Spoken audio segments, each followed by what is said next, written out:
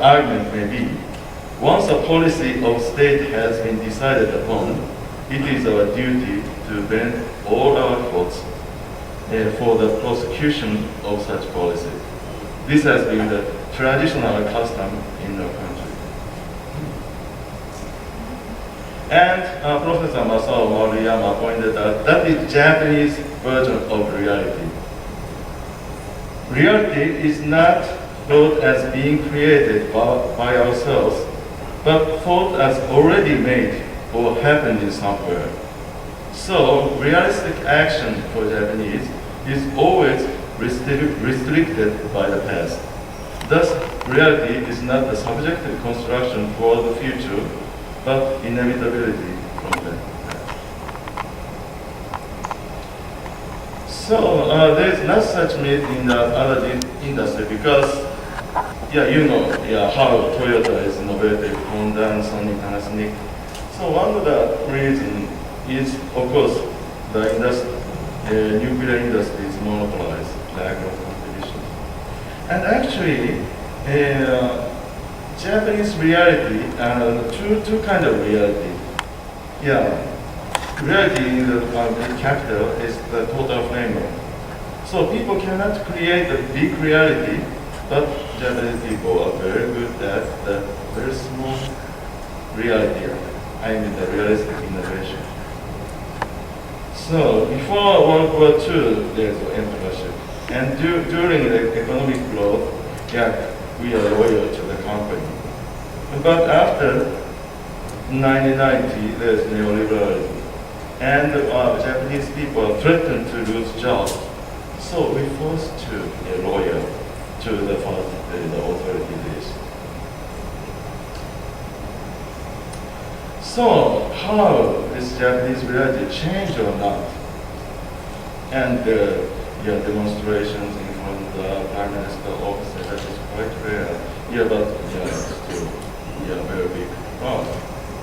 And then this is the last slide of our university. I asked the students of the top, in the Tokyo Institute of Technology, about 200 people, this question every year. Your factory in foreign country discharges toxic substance to the river, and many people suffer from serious disease in the lower stream in Southeast Asia. You discussed with your boss to stop it, but rejected. What will you do then? So in 1996, where our neoliberalism is on the top, students said, disclose by my name. My name is Ueda, and I found this very bad fact of my country, or something like that. 5 students out of 200, and disclosed with anonymity. Send some this information to some newspaper or on the internet. Only 15, and 180 students out of 200 of Tokyo Institute of Technology, a leading Japanese university, said, do nothing. But this ratio has dramatically changed after earthquake and the nuclear power plant accident. 2011, disclosed by their name, 30, and disclosed with anonymity, 100. Do nothing, 7. And the next year, the last year, 50, 120, and 30. So the trend has dramatically changed. And this is my conclusion. Japanese society is facing the turning point whether to create a new reality. It may lead a revolution in consciousness and socio-cultural system in Japan. What about in other countries? What we learn from Fukushima accident? Fukushima accident was deeply connected with the Japanese socio-cultural system. But it does not mean that the nuclear power plant in other countries are safer than Japanese nuclear power plant. It shows that the nuclear industry in any countries have much to do with the socio-cultural background, and thus the risk of them should be examined in the context of societies and cultures. Thank you very much.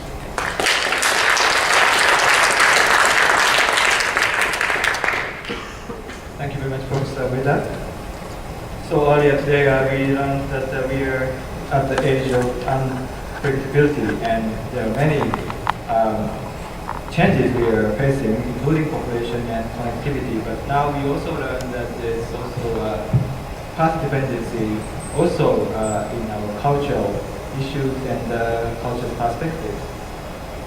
And there's a gap between those reality and what we have from our culture and our mindset. So this gap creates many difficulties to tackle this, and we have to deal with this. Before going into questions, we would like to invite the cases in other countries and perspectives from abroad. And our first speaker on this issue is Professor Laurence Viana from France.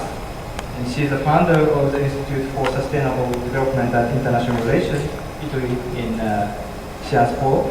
And she is also a professor and director of the Sustainable Development Center at Sciences Po Paris.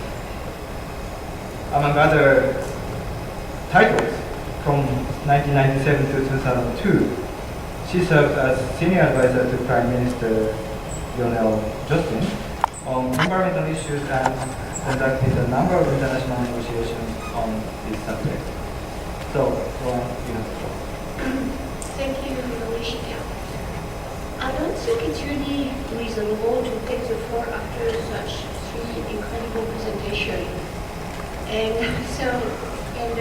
I'm a little puzzled of really trying to add something to what I heard. But I will try to pick on Professor Mehta's last phrase. I believe absolutely that this nuclear issue, you have said it is a problem of the Japanese society. It's certainly a problem for the French society, and it's a problem because of this of the nuclear industry as well.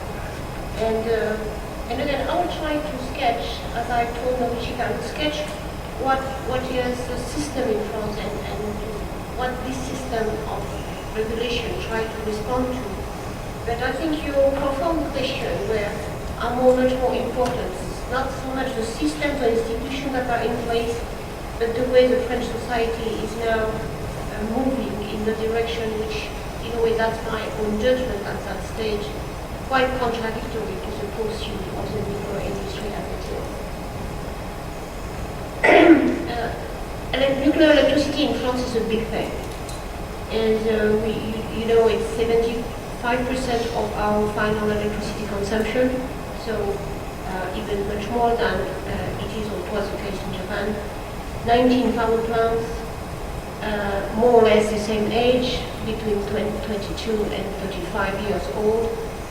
Theoretically, this power plant should not be in function after 30 years. And of course, so the discussion open today and